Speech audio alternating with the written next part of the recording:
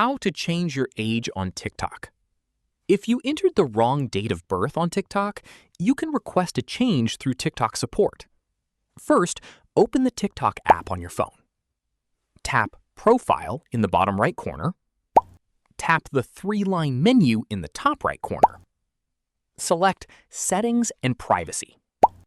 Scroll all the way to the bottom and tap Help Center. Tap Chat with Us on the bottom of the screen.